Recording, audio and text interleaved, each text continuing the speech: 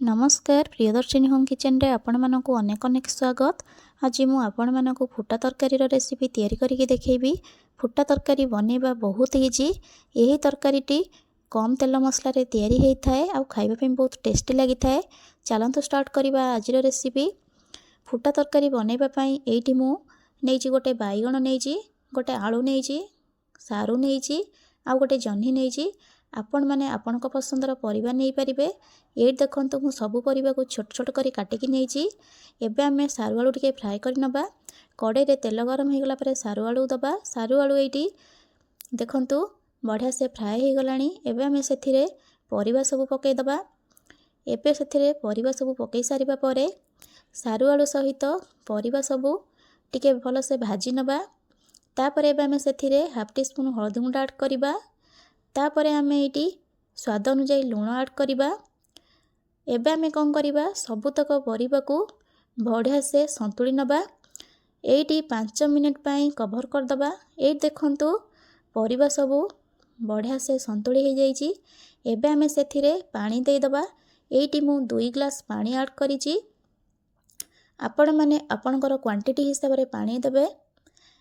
एबे आमे कौन करिबा तरकारी को सिझिबा पाई छाड़ी दबा कवर करिकी। ए देखंतु तरकारी फुटी आसलानी आउ परिबा सबु भी बढ़िया से सिझी जाइछि।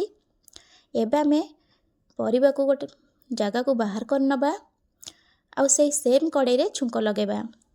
ए देखंतु मु गोटे पियाज काटी नेछि, दुईटा टमाटो नेछि आउ गोटे रसुण छेचिकी नेछि।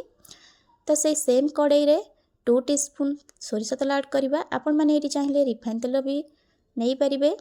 तेल गरम हो गला परे पंच फुटण, गोटा जीरा 1 टीस्पून, गोटे सुखिला लंका पकेबा। फुटण फुटी आसले पियाज दबा। पियाज को एटी कलर चेंज होबा जे भलो से भाजी नबा। एबे आमे सेथिरे छेचिकी रखितबा रसुण को पकै दबा।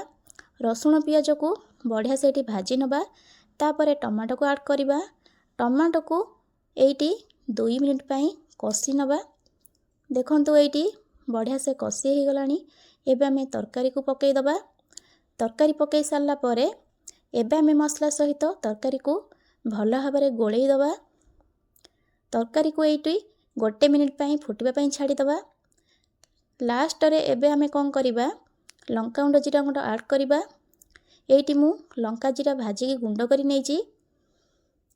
लंका गुंड जीरा गुंड पछरे देले तरकारी रो टेस्टटा बहुत बढ़िया आस्ताए। खाइबा पई बहुत बढ़िया लागि थाए।